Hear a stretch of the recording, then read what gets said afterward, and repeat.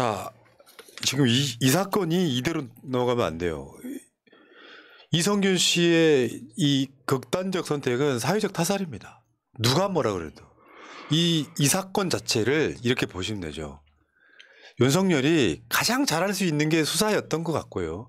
그 시작은 남영희 위원장도 연관이 있는 이태원 참사 때 남영희 위원장이 했던 이야기도 그거잖아요. 마약 수사? 그렇죠. 이것이 지금까지 온 거고 마약 수사 때문에 이태원 참사가 일어났다는 건 누구나 다 아는 이야기예요. 경찰들 싹 숨겨버리고 수사하려다 보니까 교통질서 하나 없었던 어제 그 이야기를 우리가 타임라인으로 다 설명을 드렸고요. 문제는 이성균이라고 하는 사람과 지드래곤 등을 통해서 국민적 시선을 모아봤어야 되고 김승희, 김건희 최측근의 학폭 사건을 덮기 위해서 이성균 씨가 등장하는 사건이에요. 그러다 보니까 평상시 때 다른 수사보다 훨씬 더 노골적으로 시선 돌리기를 했던 거거든요. 이게 우리들 말씀처럼 뭐 보수나 이런 사람들이 뭐 이상하게 주장을 하던데 이거 이성균 씨, 윤석열, 한동훈이 죽인 건 맞습니다. 왜 그런지 다시 한번 이야기 좀 해볼게요. 지금 이런 거예요. 경찰이 3차례 공개 소환을 했단 말이에요. 피의자입니다. 더군다나 이 사람이 마약을 했다는 증거는 없어요. 이성균한테 야 네가 마신 게 마약이야 라고 협박을 해서 돈을 뜯어냈어. 근데 이게 알려지기 시작했어요. 이게 이성균이 마약을 했다는 증거가 되진 않아요. 그러면 뭐 겨드랑이 털 무슨 뭐 머리털 겨드랑이 털 다리털 간이시약 검사라는 것도 하거든요. 그건 머리카락이랑 상관없이 다 안 나왔어. 그런데 안 나올 때마다 그 수사 상황이 중계가 되고 더군다나 공개 소환하는 거 있잖아요. 유명한 연예인 입장에서 미쳐버린 상황이 되는 거거든요. 너 나올 때까지 턴다 이 분위기잖아. 사실 유명한 이런 연예인들한테는 공개 소환 자체가 사회적 살인에 가깝죠. 어떤 이미지 실추가 곧장 그 어떤 배우나 가수나 이런 사람들의 생계와도 관련이 있는 거라서 혐의가 있다라는 그런 보도 하나만으로도 이미 이미지 실추가 큰데 여기에 대해서 계속해서 음성 반응이 나왔음에도 불구하고 계속해서 공개 소환을 하는 것 자체 이거 피의사실 공표도 물론 문제가 되는 거고 계속해서 이성균 씨에 대한 살해 행위를 했던 거죠. 그리고 더 짜증나는, 더 화가 나는 부분은 뭐냐면 이성균 씨가 공개 소환을 좀 하지 말아달라고 부탁을 했다고 합니다. 그럴 때마다 번번이 거절을 당했다고 합니다. 그러니까 시선 돌리기를 해야 되니까 예. 이성균을 언론에다가 놓고 포토라인 세우고 3번씩이나 이런 짓거리 하면 안 되는 거예요. 있을 수가 없는 거야. 오늘 보도를 보면 무려 이 행위 때문에 이익금이 한 100억 발생했다. 그거 감당 못한 측면도 있을 거다라는 보도가 나오고 있지 않습니까? 어제도 보여드렸던 그 이성균 관련한 타임라인 뭐 비슷하게 보면 앞뒤 순서가 이런 거거든요. 다시 한번 해봐요. 이거 누가 견딜 수 있겠는가? 마담에게 협박당하고 3억 넘게 뜯김. 경찰에 신고했더만 마약범 취급을 당함. 의정비서관 자녀 학폭 기사가 나오자 경찰 조사 받기도 전에 언론에 공개됨. 간이검사 음성 나오자 정밀검사 봐야 한다고 기사 나옴. 정밀검사 음성 나오자 다리털로 다시 해야 한다고 기사 나옴. 다리털 검사 음성 나오자 무게가 모자란다고 다시 검사함. 또 음성이 나오자 신종마약은 검출이 안 된다고 기사가 나옴. 그 사이 출연한 작품 다 공개 연기됨. 제작사와 관련 종사자들에게 막대한 피해 발생. 광고 끊기고 위약금 이야기 나옴. 조사 받을 때마다 경찰서 앞에 포토라인 설치. 밤샘 조사받고 나올 때도 기레기들 상대함. 사생활 관련 카더라. 언론에 계속 나옴. 경찰 조사 내용 일부 기사로 생중계. 오늘 아침에도 빨대 사용해서 코로 흡입했다는 기사가 나옴. 이걸 버틴다고 십자가에 못 박히는 게 덜 고통스럽겠구만. 예, 그러니까 이성균은 어떻게든지 마약한 증거가 나와야 돼요. 대한민국 검찰이 수사하는 방식하고 똑같잖아요. 유죄가 나올 때까지 떠는 거지.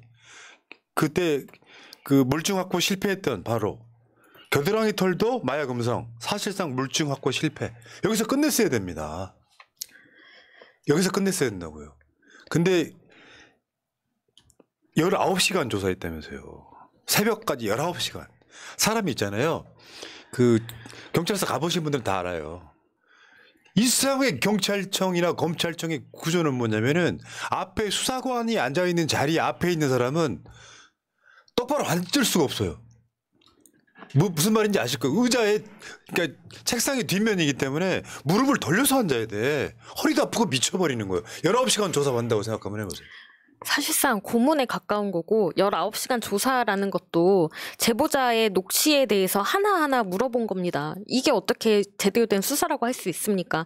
그 제보자에 대한 수사가 먼저 이루어져야 됐던 게 맞는 거 아닙니까? 저는 이게 구조적으로 대한민국에서 마약 수사를 하는 것은 당연한 건데요. 이게 검찰도 해왔고 경찰도 해왔어요. 이 과정에서 누가 더 건수를 크게 잡느냐 하는 경쟁이 있었다고 합니다. 그럴 때 누구보다 유명한 사람 한 명 더 잡고 큰 건 뭐 언론에 터뜨리고 이러면 성과를 내는 이 구조가 사실 이런 문제를 야기시킨 것이 있는데, 또 하나는 언론의 아주 경쟁적인 보도가 사실 사회적 타사를 야기한 거라고 생각하거든요. 근데 사실 이선균 씨가 마약을 만약에 했다고 해도 누군가에게 피해를 준 건 아니거든요. 이런 식으로 된 사실을 범죄를 이런 식으로 다루는 것 자체가 인권 유린에 해당되는 상황이라고 말씀드릴 수밖에 없는 겁니다. 그러니까 김건희 최측근의 비리를 덮기 위해서 지금 이렇게까지 해왔던 게 결국엔 이 결과를 낳았는데 핵심은 망신주기 수사 같은 거예요. 이성균은 마약을 했어야 되는 거예요. 과학적 검증, 머리털, 다리털, 겨드랑이 털까지 안 나왔지만 이성균은 무조건 했어야 되는 거예요. 그 망신주기 수사가 결국은 이성균의 이미지가 말도 안 되게 추락을 하고 이게 광고 위약금까지 연결이 됐을 거고, 뭐 이런 과정들 속에 본인이 느꼈을 때는 내가 탈출할 곳이 없구나. 그러니까 유서 써놓고 극단적 선택을 하는. 나 이거 생각할 때마다 열받아요. 이거 어떤 국민도 똑같은 피해자가 될 수 있습니다. 그리고 한 가정의 아버지예요. 그러니까 10월 달 부인이 있고 자식이 아이도 있습니다. 있고, 예. 이게 경찰이 흘리고 언론이 받아 쓴 기사만 이성균 씨 돌아가시기 전에 2,872건이에요. 나는 이거 보면서 이재명 대표가 참 잘 벼텄구나라는 생각이 들어요. 경찰 압수수색 막 3,400건 해도 견디잖아요. 이재명 대표는. 조 장관님 가족도 생각이 났고요. 이재명 대표도 생각이 났어요. 진짜 이것은 누가 견딜 수 있겠나 싶을 정도의 사안이죠. 그러니까 언론이 이렇게 확인되지 않은 정보를 가지고 계속해서 보도하는 행위, 그다음에 사실이 아닌 것을 계속 보도하는 행위, 그냥 혐의만 가지고 이렇게 부풀려서 보도하는 행위들에 대해서 계속해서 징벌적 손해배상을 하고 언론개혁을 해야 된다라고 얘기를 하는 게 이런 이유인 겁니다. 언론들은 책임을 지지 않으니까요. 아니 이러면 누가 견디냐고. 지금 여기 보도 관련해 가지고 이 오마이뉴스 보도인데요. 여기에 보면은 이런 식으로 언론사들까지 저렇게 저지를 했거든요. 제일 보도 많이 한 건 24시간 뉴스 채널 YTN입니다. 물론 기자란 놈들이 사실 이제 그저 이성균 씨 돌아가신 그 장면을 가서 막 단체로 몰려갖고 찍던 사진을 보고 있으면은 흉기죠. 공범인 놈들이 가서 또 죽는 장면까지 찍어요. 아니 왜 그렇게 해야 됩니까? 저런 식으로 해서 지금 언론사들이 자극적으로 클릭수 늘리려고 하는 것도 있을 거고, 이런 짓들을 해왔던 게 그 언론이 또 사실요 대한민국 말고요, 그 여러분들 기억하시겠지만 마약 혐의 이성균 숨진 채 발견, 왜 굳이 거기다가 마약 혐의라는 말을 꼭 넣어야 돼요? 예. 그 말에 어떤 의미가 있는 건 줄 알아요? 죽어도 싸다라는 의미가 포함되어 있는 거예요. 그리고 죄인 만들기죠. 마약 혐의라고만 했지 실제 마약을 했다라는 식으로 주입을 해주는 거죠. 네. 근데 어떤 외신에서도 마약 혐의가 있다라는 식으로 보도를 하진 않았습니다. 그의 인권을 보호해주는 거고요. 실제로 이 지금 그런 기사를 쓴 모든 언론은 현 정권에 완전히 부역하는 그런 주구들, 맞죠, 맞죠. 부역하는 부역자들입니다. 그러니까 내가 유튜브 말고 저 일반 인터넷에 가면 유명한 커뮤니티들이 있어요. 유명한 사이트들. 거기 가면요, 김건희 측근 김승희 자녀 학폭 사건 같은 경우는 거의 안 다뤄요. 이성균 이야기만 지지고 볶고 올라와. 그게 개돼지라고 하는 거야. 아니 대한민국 사회가 언제부터 이렇게 됐어? 검찰이 던지면 이 사람은 그냥 사회적으로 완전히 매장시켜 버리는데 거기 네티즌들이라고 하는 놈들이 공범으로 같이 끼어. 그래 놓고 나중에 이런 상황이 벌어지잖아요. 내가 언제 그랬냐는 듯이 또 누군가를 욕을 하고 자빠졌어. 대한민국 인터넷 자체에요, 가장 폭력적인 양아치들이 엄청 많아요. 일반 네티즌이 그래. 왜 있잖아. 훨씬 더 중요한 권력형 비리가 터져도 연예인 하나 물고 늘어지면서 이놈 나쁜 놈이라고 악마화 시키는 거 있잖아요. 그런 것들이 대한민국의 민주 시민들인 거야. 니들이 죽인 거야 그게.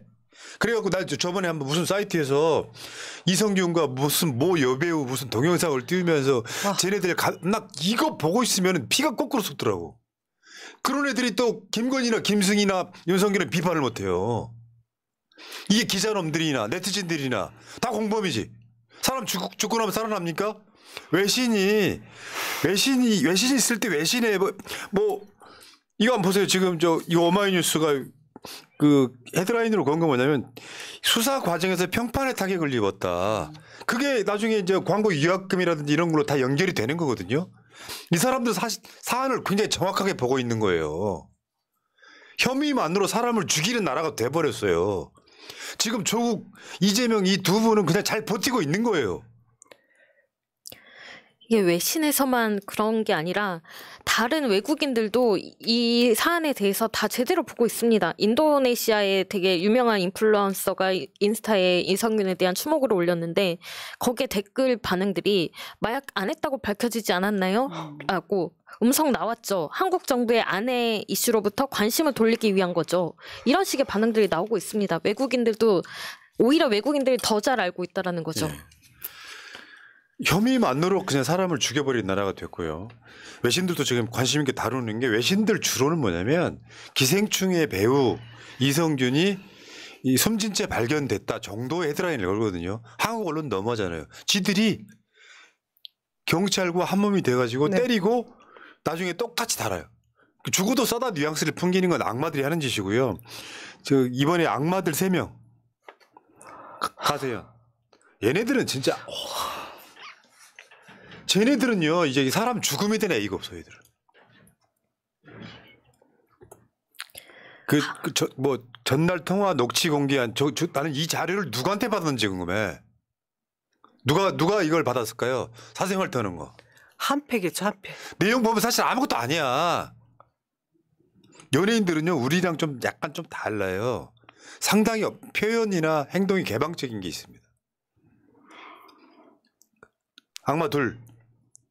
한동훈 뭐라 그랬습니까?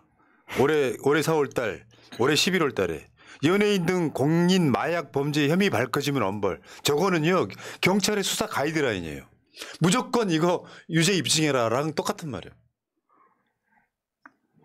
아니 과하다 소리가 나올 정도로 마약 간섭하는 말이 맞는 것 같아요? 틀린 말이에요. 없는 죄 만들어라는 뜻이야 저게. 그러니까 마약을 단속하는 게 아니라 마약 공급책을 오히려 더 확실하게 잡아야 된다라는 얘기를 해야 되는데 지난번 그 12구 참사 때도 마찬가지겠지만 오직 어떻게 해서든지 마약 단속을 해야 된다라는 거에 몰입이 되다 보니까 저런 얘기밖에 할 수 없는 거죠. 그리고 하나 더. 국민의힘 경남 도당 부위원장 이성균 씨 사망의 개인 멘탈 문제다. 조사 따위로 죽는 건 사치다. 그 12구 참사 때 국민의힘 창원 시의원인가 있었잖아요. 김민아 똑같아 애들 저 보면. 2차 가해입니다. 피의자 탓을 하고 있어요. 희생자 탓을 하고 있다고. 야 이 정도는 견뎠어야지. 조사한다고 죽냐? 야 이 새끼야. 제 욕이 안 나올 수가 없네. 가정이 망가지고 내가 광고비로 받은 100억 원 이상을 다시 내야 되고 앞으로 연예인 생활이 될지 안 될지도 모르는 상황이고 가장 심각하다고 느끼는 건 가족일 거라고 생각해요. 그렇죠. 자식들. 개인 멘탈의 문제야? 너 한번 견뎌볼래? 너 윤석열식으로 수사하면 너 견딜 수 있을 것 같아? 그 박성재 전 MBC 사장 SNS 한번 보겠습니다. 오늘처럼 굵직한 뉴스가 많은 날 방송사 메인 뉴스의 편집 순서와 분량은 그 방송사의 저널리즘 원칙과 철학을 담게 됩니다. 이성균 씨의 안타까운 비극을 MBC 뉴스데스크는 톱으로 세 꼭지 보도하며 경찰의 무리한 수사 논란과 문화계의 충격까지 다뤘습니다. SBS 8시 뉴스는 톱으로 독감주사 수급 비상을 단독 뉴스로 전한 뒤 두 번째 블록에 두 꼭지로 처리했는데 역시 경찰 수사를 비판적으로 다뤘습니다. KBS 뉴스9은 한동훈, 이준석, 윤 대통령 미세먼지 사건 사고 등을 전한 뒤에 25초짜리 단신으로 처리했습니다. 왜냐하면 KBS가 이것도 보도를 했었거든요. 통화 녹취 이거를. 문제는 진짜 열받는 건 지금부터예요. 어저께 KBS 뉴스 보신 분들 아실 거예요. 뉴스 시작하자마자 이거 보도예요. 한동훈 검사 사칭한 분이 절대 존엄 이재명 직격. 이게 어제 KBS 뉴스 첫 번째 꼭지였습니다. 왜 뭐 저 시그널 음악이 울리고 저 땡뉴스 시작하는 저 앵커가 등장하자마자 한동훈의 말을 빌어서 검사 사칭한 분이 절대 존엄이라고 이 보도를 첫 번째로 내요. 실제로 저 보도 내용이 저겁니다. 민주당은 검사를 그렇게 싫어하면서 왜 검사도 아니고 검사 사칭한 분을 절대 존엄으로 모시는 건지 묻고 싶습니다. 전에 내용이 다 틀린 거예요. 다. 검사 사칭에 대한 부분도 그렇고요. 절대 존엄이란 표현 자체도 다 틀린 내용이에요. 그리고요. 검사 사칭 사건이 아니잖아. 그래. 모르시는 분을 다시 한번 설명을 드릴게요. 이재명에 대해서는 토시아나까지 정확하게 알고 있습니다. 이재명 대표가 시민단체 할 때 그러니까 성남 시민 모임 할 때 그 당시에 성남 시장이 김병량이라는 사람이에요. 근데 거기에 여러분 다 아시겠지만 성남 시장들 역대로 계속 구속될 정도로 아주 복마적인 도시였단 말이에요. 김병량이라는 사람이었어요. 파큐브 뷰라고 하는 아파트를 분양할 때 비리가 등장을 해요. 그거를 KBS PD가 취재를 합니다. 근데 시민 모임의 대표 변호사였던 이재명 변호사로부터 도움을 받는 과정이에요. KBS PD가 그 취재를 하면서 검사를 사칭합니다.